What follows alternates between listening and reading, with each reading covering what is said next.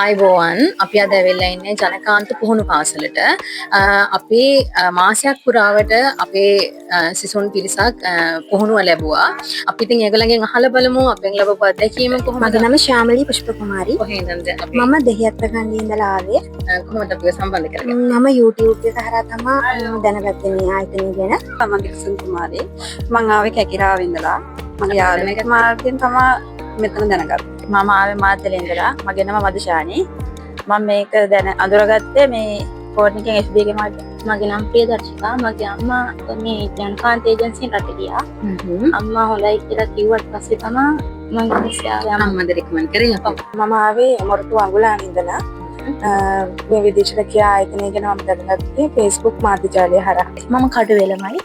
මම මගේ යාළුවෙකුගේ මාර්ගෙන් තමයි දැනගත්තේ. මගේ නම පංචලී තාරුකා. මම අනුරාධපුරේ. මම විදේශ රැකියා පුහුණු මධ්‍යස්ථානය ගැන දැනගත්තේ TikTok එකෙන්. මම මේ පුහුණු මධ්‍යස්ථානය ගැන ගත්තේ මේ Facebook එකේ. මම රන්දිමා නම් නෙමෙයි.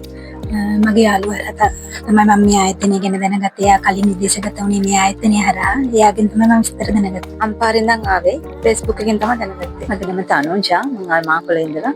Facebook එකෙන් තමයි දැනගත්තේ ජනකාන්ත ආයතනය ගැන. ගොඩක් හොඳයි. මගේ නම නයෝමි. මම හම්බන්තන Facebook එකේ හරහා තමයි දැනගත්තේ. ජනකාන්ත පුහුණු මධ්‍යස්ථානයේ අතිවිශිෂ්ට දැනුම් සම්භාවයක් අපි එකතු කරගත්තා. සාසයෙන් බය නැතුව ඕන කෙනෙකුට රට යන්න පුළුවන් කියලා කියන්න පුළුවන්.